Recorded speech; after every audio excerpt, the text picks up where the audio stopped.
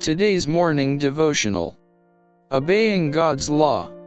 For what nation is there so great, who hath God so nigh unto them, as the Lord our God is in all things that we call upon him for? And what nation is there so great, that hath statutes and judgments so righteous as all this law, which I set before you this day? Deuteronomy chapter 4 verses 7 and 8.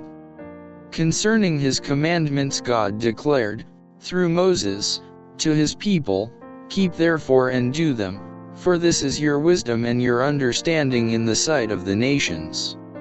The precious instruction that the Lord gave to his people from Mount Sinai was carried to them all through their wilderness wandering, and was repeated by them wheresoever they encamped. God designed that they should give to the surrounding nations a representation of him and of his law, by the words they would speak, and in a variety of other ways.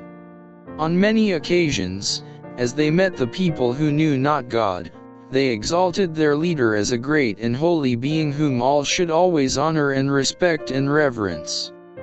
The surrounding nations were to become acquainted with the exalted principles of the God-given laws that the leaders were educating the people to observe. Then, instead of deriding the people thus instructed, they would regard the observance of these laws as a proof that this was a people peculiarly blessed indeed among the nations. Another remarkable exhibition to the nations round about was the perfect order observed in the camp of the Israelites. They could see the cloud hovering over the place where the tabernacle was to be pitched.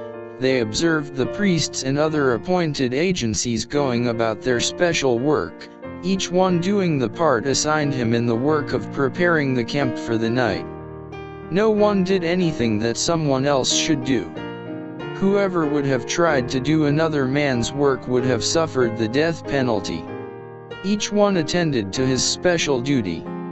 In the erecting of the tabernacle, part fitted to part, and the house of the Lord was set up with beautiful precision. Not a word was spoken, not an order given, excepting by the one in charge. No one was confused. Everything was put together in accordance with the similitude shown to Moses in the mount. Everything connected with the pitching of the camp was an object lesson to the children, schooling them in habits of precision and carefulness and order. The children that were old enough were required to learn how to pitch the tents in which they lived, and to observe perfect order in all that they did. Constantly they were obtaining an education in regard to heavenly things. Constantly the parents were explaining to their children why the Israelites were traveling in the wilderness, why the law was given at Sinai, and what they expected to do and to be when they reached the land of promise.